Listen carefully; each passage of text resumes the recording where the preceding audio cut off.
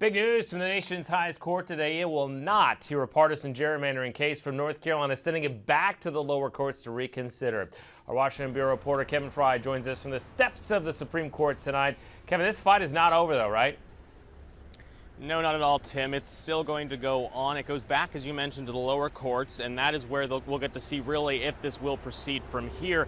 The reason they sent it back is because they said, the Supreme Court justices said, look, we already went through 2 partisan gerrymandering cases this term. Go back and check and see if it meets the merits, because both of those cases that came here to the Supreme Court, they never actually got to the big question of how do you determine partisan gerrymandering. They didn't even get that far because they didn't meet the merits to be heard. And one of the issues is, do you show that there's enough injury, that it hurts people because of the partisan gerrymandering? In North Carolina, they're pretty confident they already have that standard met because they say they have someone in each of the districts that can prove that they have been hurt, been injured because of the partisan gerrymandering, or what they call partisan gerrymandering in the state. Here's what the lawyer told me last week when I spoke to him, again, expressing some optimism about North Carolina's chances.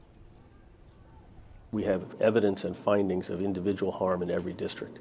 So the preliminary issue that was the stumbling block in the Wisconsin case really isn't there in the North Carolina case. So what happens next? Lower court gets to hear it again, decide if it can go forward. Then it could come back here to the Supreme Court. The plaintiffs, the lawyers, believe and are hopeful that they could hear it, actually end up hearing it during the next year, and then have a ruling by mid-2019. That would allow them time to redraw the maps down in North Carolina, get that figured out so they would be ready to go for the 2020 congressional election. So they're thinking ahead to 2020 at this point, Tim. Wow, that would be quite the fast and furious to get those maps done. Are North Carolina lawmakers, they weighing in on us yet? Most of them are not. I reached out to most of the congressional delegation, and most passed this off as a state's issue that they did not want to be part of. We did hear from one lawmaker, though, David Price, weighing in on Twitter. He said, among other things, that North Carolina voters will go through yet another election with unconstitutional congressional maps. Despite the ruling, the facts of North Carolina's redistricting case remain as strong as ever, and I'm hopeful the lower court will affirm its decision without delay. So some confidence there, but again, most lawmakers not even really wanting to touch this with a 10-foot pole, saying this is a state's issue.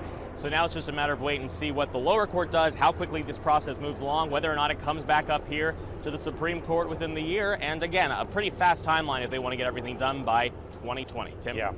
And the story just goes on and on and on. Our Kevin Frey in Washington tonight. Good to see you, sir. Thank you.